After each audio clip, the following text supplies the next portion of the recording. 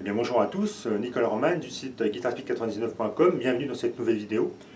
Nous allons donc travailler sur la chanson de B.B. King, The Try Is Gone. Donc cette vidéo est un petit peu un hommage d'ailleurs, puisqu'il est tristement décédé au mois de mai 2015.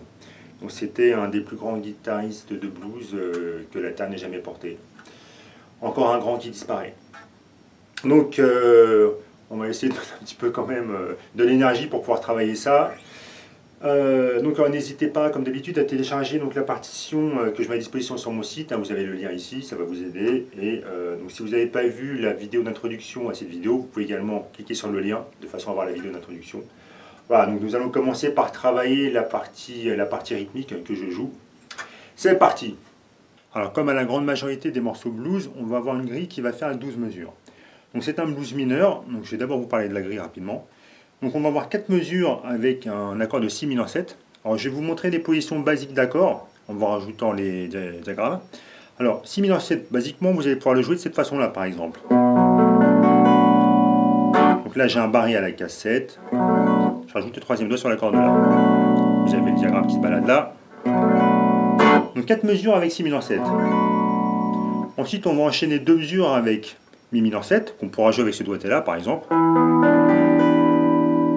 Toujours un barré en case 7, mais cette fois-ci on a la fondamentale sur l'accord de La. Donc on barre sur 5 cordes. On rajoute l'annulaire et le majeur. Toujours le diagramme, comme je vous ai dit. Donc 2 mesures de Mi mineur 7. Ensuite on revient à nouveau sur le Si mineur 7 pour 2 mesures. Ensuite, alors, à la 9e mesure, on va passer à un Sol majeur 7, qu'on pourra jouer par exemple avec ce doigté là. Donc pour avoir un Sol majeur 7, comme je disais, on va se mettre avec un barré sur 5 cordes à nouveau, mais à la case 10. Avec ce doigté là. Donc là, on est en mesure 9. En mesure 10, donc la mesure immédiatement suivante, on va passer sur un Fa dièse 7. Toujours un barré en 5, 3e, 4e doigt. Et on revient ensuite pour les mesures 11 et 12 à nouveau sur Si mineur 7. Donc je reprends rapidement. 4 mesures de Si mineur 7. 2 mesures de Mi mineur 7. 2 mesures à nouveau de Si mineur 7. Une mesure de Sol majeur 7. Une mesure de Fa dièse 7. Et 2 mesures de Si mineur 7. On a nos 12 mesures et c'est donc ces 12 mesures qu'on va faire tourner en boucle pour notre morceau. Donc alors, la façon, donc je vais vous exposer un petit peu la façon dont j'ai joué cette rythmique dans l'intro de cette vidéo. Donc alors, j'ai commencé comme ceci.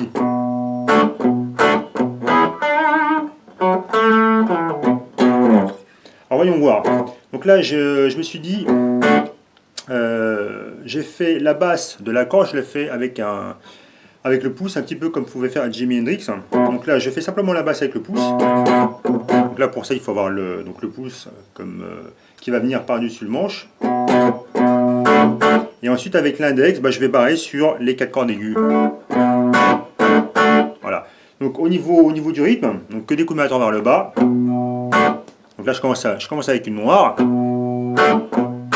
Ouais, donc que des coups de main en bas. Vous pouvez légèrement muter avec la paume l'accord de Mi grave pour pas avoir un son qui part. Ça sera pas forcément terrible. Donc là, je mute, non seulement je mute avec la paume l'accord de Mi grave. Ouais, à chaque fois que je reviens à nouveau sur la basse, j'interromps le son de mes cordes aiguës. Ouais, donc pour interrompre, vous pouvez soit décoller les cordes des barrettes ici, soit bloquer les cordes avec la paume. Je fais les deux, comme ça je suis tranquille, je suis sûr que j'ai un bon étouffé. Et ensuite, vous voyez que sur le 4e temps de la mesure, je viens barrer avec le 3e doigt sur la case 9. Ensuite, je reviens avec l'index sur l'accord de Sol à la case 7. Donc évidemment, sur la partition que je mets à disposition sur le site, toute la mise en place est détaillée au niveau du rythme. Ensuite, là, je passe sur la mesure suivante. Je refais depuis le début.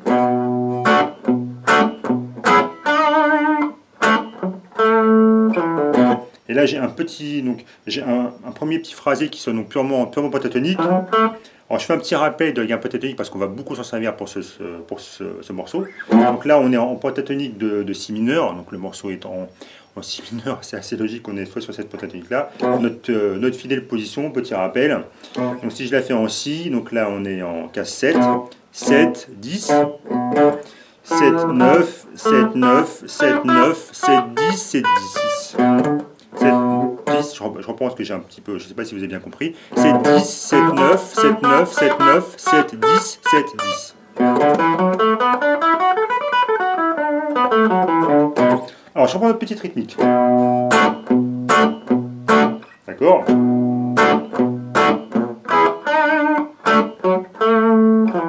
Pour cette partie-là, donc pour ce premier phrasé, donc là comme je disais, on est purement pentatonique. Et là on va venir, on fait ce qu'on appelle une appoggiature. Là je viens simplement slider rapidement avec le troisième doigt. Pour venir, je slide en 7, de 9, je fais un pull-off en 5. Donc de 9 je viens slider en 7, pour faire mon pull-off après en 5. Ensuite je reprends ma rythmique avec ma position de départ. Donc je vous refais cet enchaînement là.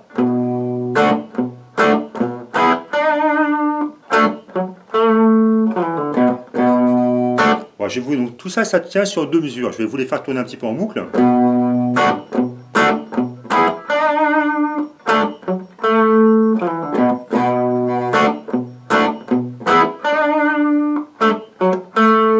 Encore une fois.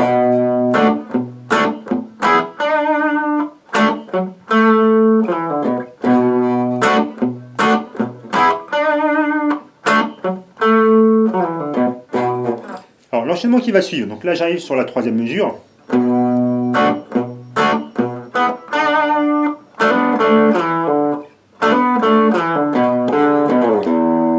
refais encore une fois. Donc on a exactement le même début au niveau de la rythmique. Alors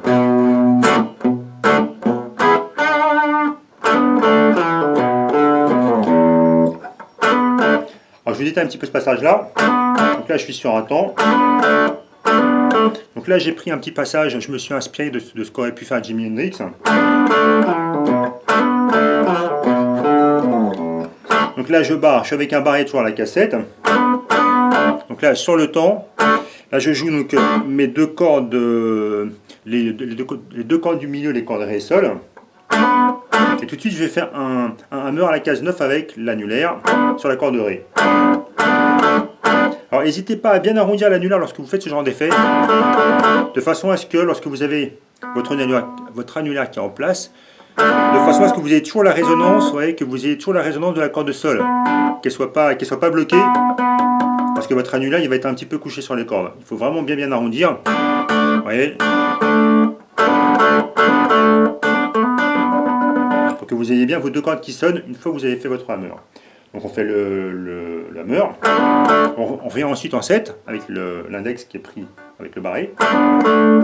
Là, même principe de slide que j'ai fait sur le phrasé précédent.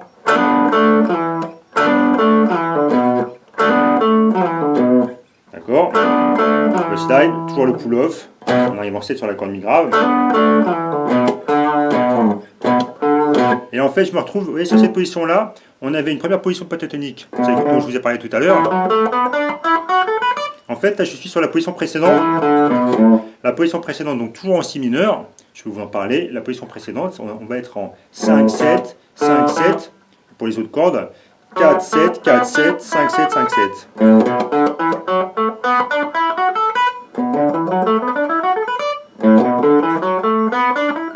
D'accord, donc on a deux positions différentes, mais on est toujours avec les 5 mêmes notes de la pentatonique de si mineur. Donc je reprends ce phrasé là. Et oui, après, ce que vous pouvez faire, vous pouvez un petit peu laisser mourir votre note vers le haut du manche comme ceci. Et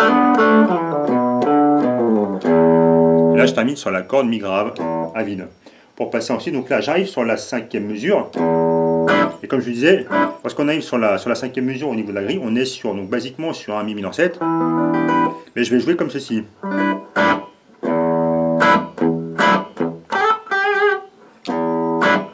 Alors, donc la position que j'utilise dans l'intro de la vidéo, alors c'est toujours un mi mineur 7 pardon, mais qui va être joué sur 4 cordes cette fois-ci. Donc là je barre avec l'index sur la case 5, sur les 4 cordes Ré, Sol, Si, mi aigu, Et je rajoute l'annulaire sur la corde sol à la case 7 et le petit doigt sur la corde mi aiguë à la case 9. À la case 7, pardon, encore. Pour voir cette position-là. Donc là, je vous joue un petit peu ma rythmique. C'est exactement la même rythmique que je fais avec si mineur. C'est exactement le même rythme avec un accord différent. Donc là, du coup, je suis sur ma corde mi grave sur la basse. Et là, vous voyez, ici, lorsque je fais ce passage-là, bah c'est pour rappeler un petit peu ce qu'on fait comme riff sur la position du si. Là, je prends, ça c'est comme la position du ré majeur, que vous devez certainement connaître. Je fais un peu un plan pour remettre éventuellement le ré majeur en place. On est exactement comme ça la position du ré majeur, sauf que je le slide de la case, je le glisse de la case 7 jusqu'à la case 7, glisser jusqu'à la case 9. Enfin, lorsque je parle des cases, là c'est la position avec l'index et le majeur. Donc je fais cet enchaînement là. Donc je commence avec la basse. Vous voyez. Et lorsque j'ai fait mon slide, ensuite je reviens à nouveau en 8 sur la corde de si.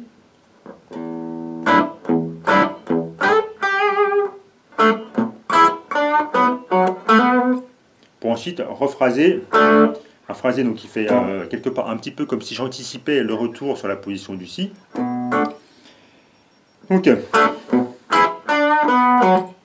Donc là, par rapport à ce phrasé-là, donc là je barre avec l'annulaire sur la case 9, corde de sol et corde de si. Là, je fais un très très léger bend en case 7 sur la corde de sol. Là, pour récupérer donc la case 9 sur la corde de la et la corde de ré. Je fais ça avec l'annulaire. Et je termine comme ceci sur le temps en début de mesure suivante. Je reprends la rythmique. Alors, je vous rejoins un petit peu cet ensemble jusque là.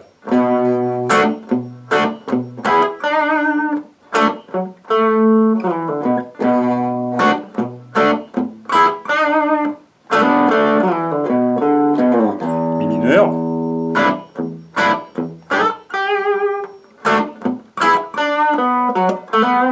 Et là, j'arrive au niveau de la grille, de retour à nouveau sur la position du si mineur. Donc je suis sur la 7e mesure normalement. Même rythmique. Et là, j'enchaîne un petit phrasé bluesy. Donc là, vous avez la gamme pentatonique.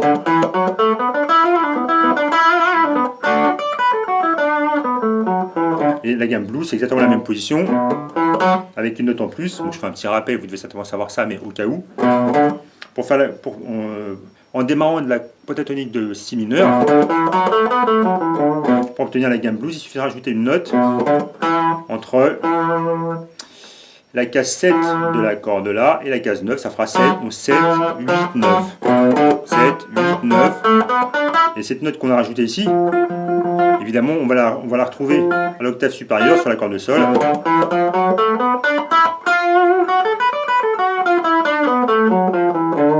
Donc la petite descente que je fais, donc je démarre sur un temps sur la case 9, je fais un pull-off sur la case 7, je fais un pull-off pour passer de 8 à 7, je récupère ma case 10 sur ma corde mi grave, et je termine avec un hammer de 8 à 9, oui c'est ça.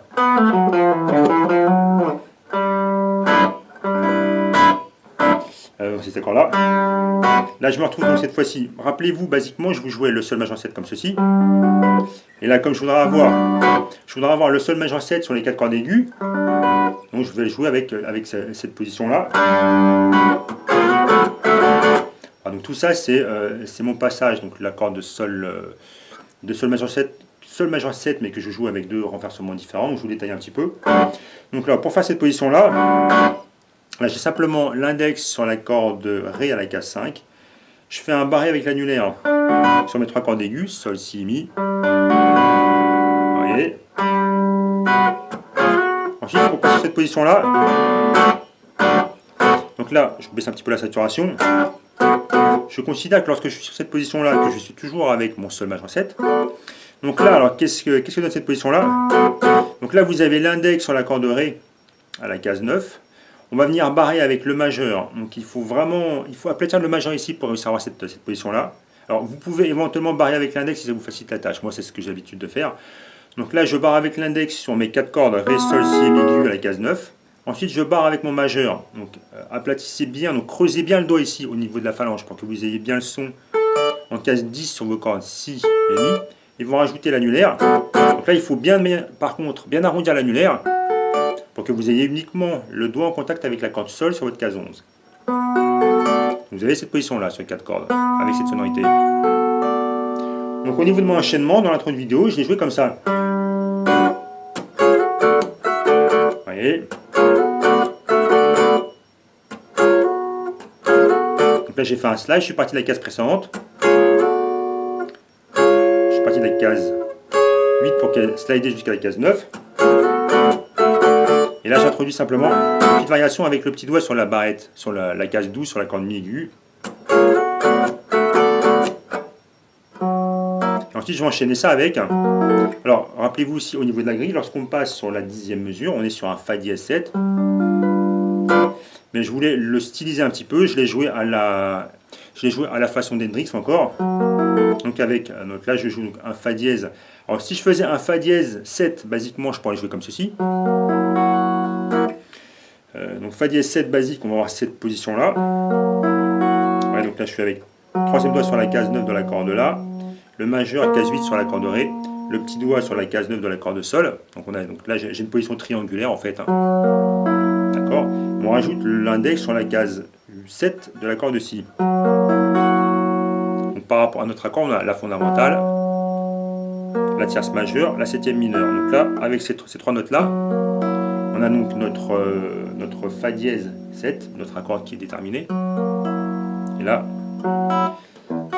avec l'accord de Si, vous voyez qu'on vient simplement redoubler la fondamentale à l'octave supérieure. Parce qu'ici j'ai un Fa dièse et ici aussi. Donc basiquement cet accord-là on peut jouer comme ça, mais c'est vrai que tel que le faisait Hendrix, donc les 3 doigts qu'on a ici, on le remplace par ce doigté-là. On a exactement les mêmes notes, vous voyez, entre majeur, index, annulaire. Et cette fois-ci, donc on ne va pas s'amuser à redoubler la fondamentale qui ne sert pas grand chose. On va plutôt ajouter une note supplémentaire. En l'occurrence, là, ça va être la 9e augmentée, qui était chère à Hendrix. On va venir prendre avec le petit doigt sur la case 10 de la corde Si. Vous voyez. Et si j'enlève ce petit doigt, que je place ensuite un barré, donc là j'ai une 9e augmentée, que je peux remplacer par une 9e mineure, prise avec le barré de l'index à la case 8. C'est pour ça que je fais en fait, lorsque je joue l'intro de la vidéo, cet enchaînement là. Vous voyez, avant de revenir. Alors je vous refais un petit peu donc, tout cet enchaînement là.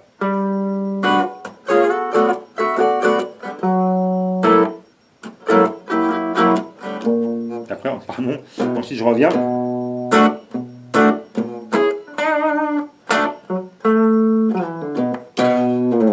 Là, dans l'intro de la vidéo, j'ai donc démarré le solo. Voilà, donc j'espère que je ne serai pas allé trop vite pour vous expliquer tout ça. Donc partie rythmique à travailler. Donc je vous donne rendez-vous tout de suite pour travailler maintenant le solo d'introduction. On y va.